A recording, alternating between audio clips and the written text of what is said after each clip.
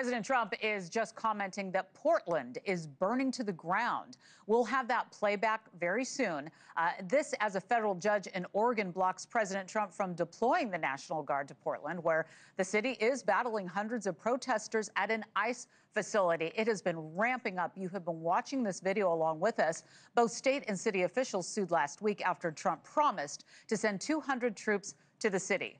NewsNation's Marcus Espinoza has been following all of the movements closely. All right, Marcus, where do plans go from here? Hey, Laura, yeah, tension is high across the country in these major cities, right? So just as the Oregon ruling came down, violence erupted in Chicago on Saturday, highlighting how tense this national fight has become. Federal officials say Border Patrol agents opened fire on a woman after their vehicle was rammed and boxed in by about 10 cars on the southwest side of a Chicago neighborhood.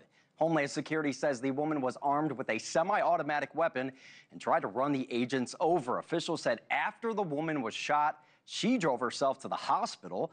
The FBI and U.S. Attorney's Office are investigating, calling it a serious attack on federal law enforcement. Officials say the shooting is tied to Operation Midway Blitz, the White House's large-scale immigration enforcement push that has already led to hundreds of arrests across Illinois. Right now, tensions remain high. As I said, we will continue to stay on top of the breaking news that happens from that particular area, Laura, really across the country. And Marcus, this operation is also at the center of what's going on between the White House and the governor.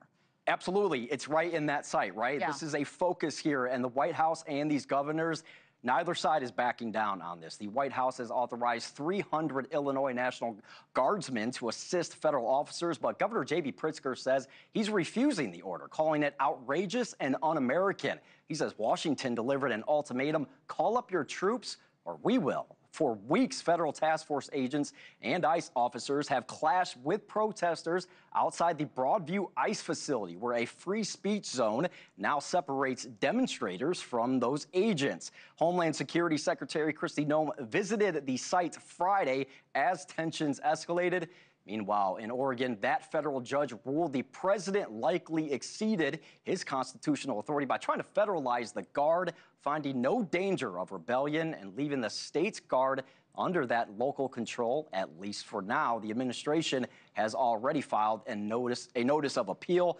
Most of these cities have federal agents or task force officers, okay? Not National Guard troops on the ground. But so far, Guard units have been authorized in Chicago, Washington, D.C., L.A., and Memphis. Tennessee, Illinois, and Oregon remain the flashpoints in this fight over who controls the response. So for now, Illinois Guard members remain under state command, but the standoff between D.C. and Chicago over control of those federal forces is still playing out. It appears President Trump is being very active today with his comments about this particular subject. So we'll see if anything else comes out of that. Yeah, and the president just spoke, and we're waiting for that playback. So we'll see if he talked about this. Marcus Espinoza, thank you. Thank you for watching. Subscribe below and download our NewsNation app right now on your phone, and you will get fact-based, unbiased news for all Americans.